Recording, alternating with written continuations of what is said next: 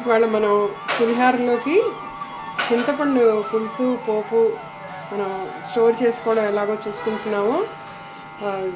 YouTube ఛానల్లో subscribe చేసి నా వీడియోస్ అన్నీ చూస్తున్నందుకు చాలా చాలా కృతజ్ఞతలు. సో అలాగే మీ రిక్వెస్ట్ మీద నేను ఇది పులిహోర అప్లోడ్ చేసినా కూడాను పులిహోరలోకి ఇన్స్టెంట్గా మనం ఈ చింతపండు పోపు నిల్వ ఉంచుకుంటే జస్ట్ అన్నం వండేసుకుని ఇది కలుపుకుంటే మనం తొందరగా హరీబరీలో ఉన్నప్పుడు ఇలాంటివన్నీ కూడాను చాలా ఉపయోగకరంగా ఉంటాయి. తప్పకుండా మీరు అందరూ ఇది చూసి మళ్ళీ మీ అడ్వైజెస్ ఇస్తారని సజెషన్స్ ఇస్తారని ఆశిస్తాను. ఇప్పుడు మనం ఈ చింతపండుని ఈ మాత్రం గుజ్జు నేను ఇది క్వాంటిటీ కొద్దిగా చూపిస్తున్నాను. ఎక్కువగా ఉంచుకునే వాళ్ళు యాక్చువల్గా ఒక 10 డేస్కి ఒకసారి చేసుకుంటేనే బాగుంటుంది. ఇంకా 10 డేస్ కన్నా ఎక్కువ ఉంచుకునే కన్నా, ఎందుకంటే పోపు అంతా మెత్తపడిపోతుంది. సో మెత్తపడిపోవడంతో అన్నంలో కలిపిన తర్వాత అంత రుచిగా ఉండదు. సో 10 రోజులకి ఒకసారి నెలలో ఒక 2 టైమ్స్ చేసుకున్నారంటే చాలు.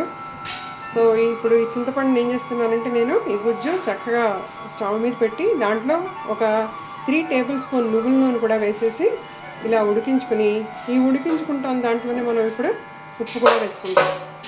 ఈ చింతపండు పులుసుకి 2 టేబుల్ స్పూన్ల దాకా ఉప్పు పడుతుంది.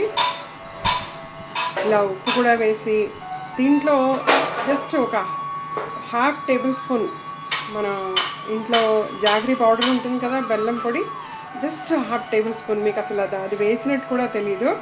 అది కూడా యాడ్ చేసుకుంటే దీని నుంచి మరింత యాడెడ్ టేస్ట్ వస్తుంది. దీనికి కొంచెం యాడ్ చేస్తే దీని టేస్ట్ చాలా బాగుంటుంది. పసుపు కూడా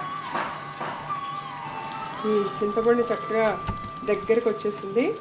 ఇట్లాంటప్పుడు మనం ఈ కన్సిస్టెన్సీలోకి రాగానే మనం ఆఫ్ చేసేసుకుంటే చల్లారిన తర్వాత ఇది ఇంకా గట్టిపడుతుంది.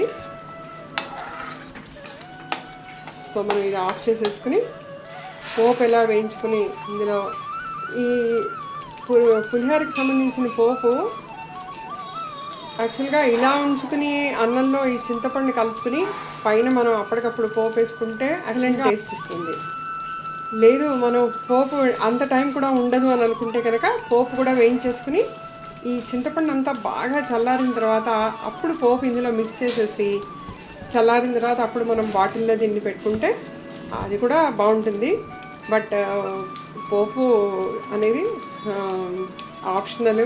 ఇప్పుడు కలిపేసుకుంటామా లేదు అంటే మనం అప్పటికప్పుడు వేయించి వేసుకుంటాం అనేది అది ఎవరి చాయిస్ ప్రకారం వాళ్ళు చేసుకోవచ్చు. ఎందుకంటే పచ్చిమిరపకాయలు, కరివేపాకు ఇవన్నీ కూడా కొంచెం ఫ్రెష్గా ఉన్నవి వేసుకుంటే బాగుంటుంది. ఒకవేళ పోపు వేయించేసి ఇందులో కలుపుకున్నా కూడాను మనం కొద్దిగా పైన ఆ తర్వాత మనం అన్నంలో కలుపుకునేటప్పుడు ఈ మిక్స్చరు దాంట్లో కొంచెం పచ్చిమిరపకాయలు, కరివేపాకు కొద్దిగా నూనెలో ఇలా వేయించేసి పైన కలుపుకున్నా కూడా అది కూడా టేస్టీగానే ఉంది. ఇందులో మనం పోపు అంతా చక్కగా తీసి పెట్టుకున్నాము.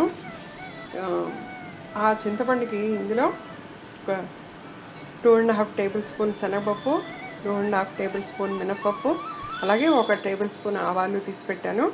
ఇందులోకి ఒక 4-5 ఎండుమిరపకాయలు కూడా వేసుకున్నాము. పచ్చిమిరపకాయలు కూడా స్లిట్ చేసి అలాగే ఒక 1.5 ఇంచ్ అల్లం ముక్క కూడాను సన్నగా కట్ చేసేసాను. సో మనం ఈ పోపు వేయించినప్పుడే పోపు అంతా వేగిన తర్వాత లాస్ట్లో ఇది వేసి కొంచెం ఒక 1.5 మినిట్లో ఆఫ్ చేసేస్తే కరివేపాకు కూడా వేసుకుని అప్పుడు మనం ఈ పోపు కూడా బాగా చల్లారిన తర్వాత చింతపండు పులుసులో కలుపుకుంటే మొత్తం అంతా పోపు మెత్తపడిపోకుండా ఉండడానికి అవకాశంగా ఉంటుంది. వేడివేడిది తీసుకెళ్ళి అందులో కలిపేసామంటే ఉడికిపోయినట్టుగా అవుతుంది. అప్పుడు మనకి తింటున్నప్పుడు పోపు గింజలు మనకి పంట కిందకి వస్తూ ఉంటే బాగుంటాయి కదా. సో అందుకని చల్లార్చి కలుపుడు 4-5 ఎండుమిరపకాయలు కూడా తీసి పెట్టాను. ఇక్కడ జీడిపప్పు చూస్తున్నారు కదా, ఈ జీడిపప్పు అనేది ఆప్షనల్. మనం దీని బదులు గ్రౌండ్ నట్స్ కూడా వేసుకోవచ్చు. సో నేను జీడిపప్పు వేస్తున్నాను. 4 జీడిపప్పులు, 4 గ్రౌండ్ నట్స్ వేయించిన. మనకి గ్రౌండ్ నట్స్ ఎప్పుడు కూడాను రోస్ట్ చేసి పెట్టుకుంటే అప్పటికప్పుడు పైన వేసుకున్నా బాగానే ఉంటుంది. లేదు మనకి అప్పుడు పచ్చిగానే ఉన్నాయంటే కనుక పోపులోనే అవి మనం శనగపప్పు, మినపప్పు ఎప్పుడు వేస్తామో గ్రౌండ్ నట్ కూడా అప్పుడే వేసేస్తే బాగా వేగుతాయి. జీడిపప్పు వెంటనే వేయాల్సిన అవసరం లేదు. అవి మనకి లైట్ బ్రౌన్ వచ్చిన తర్వాత జీడిపప్పు వేస్తే చాలా ఫాస్ట్గా జీడిపప్పు వేగిపోతుంది కనుక నల్లగా మాడిపోకుండా చక్కగా బాగుంటాయి. సో మనం జీడిపప్పు ఎండుమిరపకాయలు కూడా ఒకసారి యాడ్ చేస్తాం ఈ పోపులో.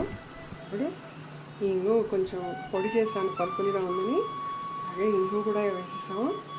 ఇది ఇప్పుడు లైట్ బ్రౌన్లోకి వస్తుంది. ఇందులో మనం జీడిపప్పు ఎండుమిరపకాయలు యాడ్ చేద్దాము. సరే, జీడిపప్పు ఎంత ఫాస్ట్గా బ్రౌన్లోకి వచ్చేసాయో ఇప్పుడు ఇందులోకి మనం పచ్చిమిరపకాయలు కరివేపాకు అల్లం అన్నీ యాడ్ చేసేసాం. ఇది ఇప్పుడు ఒక 1 మినిట్లో మనం 1.5 మినిట్లో ఆఫ్ చేసేసుకుని బాగా చల్లార్చుకుని అప్పుడు మనం చింతపండు పులుసులో కలుపుకుందాం.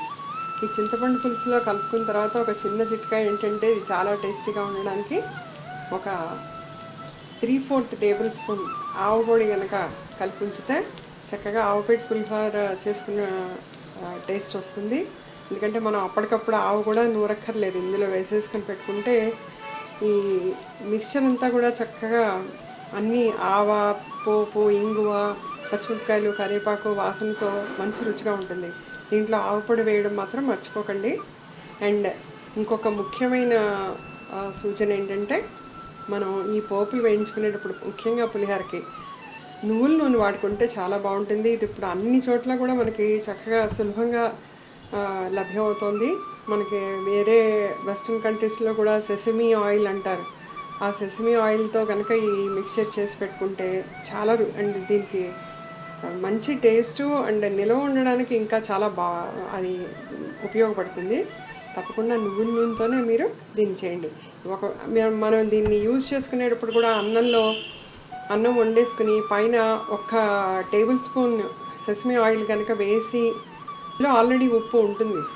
సో ఉప్పు అనేది మనం మిక్చర్ వేసిన తర్వాత ఏదన్నా కొంచెం తక్కువైతే కలుపుకోవాలి తప్పితే ముందే ఉప్పు కలుపుకోకండి.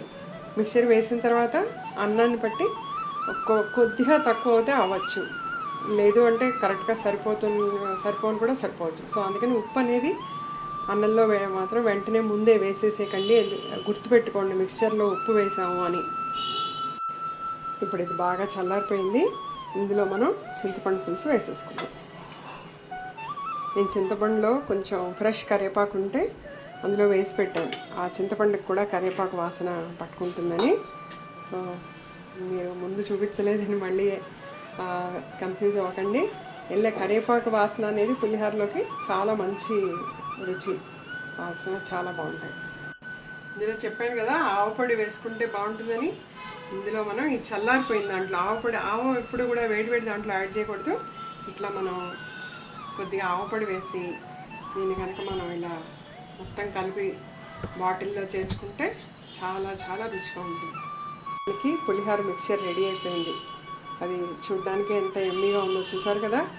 తప్పకుండా మీకు కూడా ఇలాగే వస్తుంది. టేస్ట్ కానీ టెక్స్చర్ కానీ అన్నీ ఇలాగే వస్తాయి. ఈ విధంగా మీరు ఆవు పెట్టిన పులిహోర మిక్స్చర్ ఎలా రెడీగా ఉంచుకోవాలో చూసారు కనుక మీరు అందరూ ట్రై చేసి తప్పకుండా మళ్ళీ నా ఛానల్లో మీ సజెషన్స్ పెడతారని ఎదురు చూస్తూ ఉంటాను.